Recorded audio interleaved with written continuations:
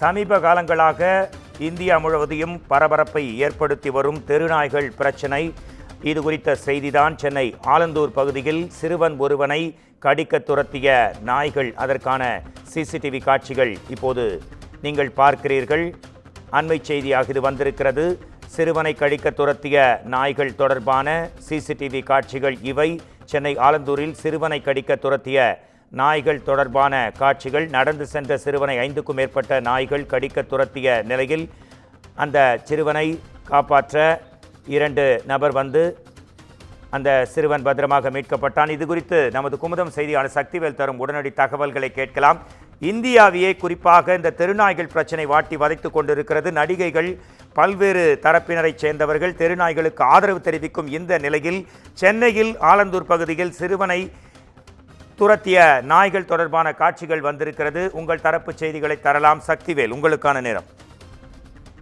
நிச்சயமாக. வணக்கம் மோகன்ராஜ். ஆலந்தூரில் சிறுவனை கடிக்க துரத்தும் தெருநாய்களின் சிசிடிவி காட்சிகள் வெளியாகி பெரும் பரபரப்பை ஏற்படுத்தியுள்ளது.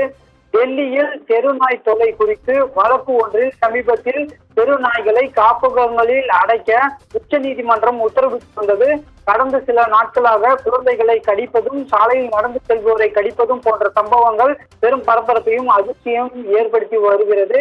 இந்நிலையில் சென்னையை அடுத்த ஆலந்தூர் மாதபுரம் தெற்கு பகுதியில் 10க்கும் மேற்பட்ட தெருநாய்கள் சுற்றி வருகின்றன. அப்பகுதியில் தெருநாய்களுக்கு பெண் ஒருவர் உணவளித்து வருவதால் தெருநாய்களின் எண்ணிக்கை அதிகரிப்பதாக கூறப்படுகிறது.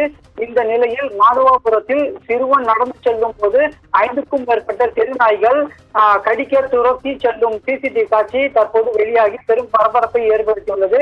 தெருநாய்களை கட்டுப்படுத்த உரிய நடவடிக்கை எடுக்க வேண்டும் என கோரிக்கையும் எழுந்துள்ளது. மோகன்ராஜ்,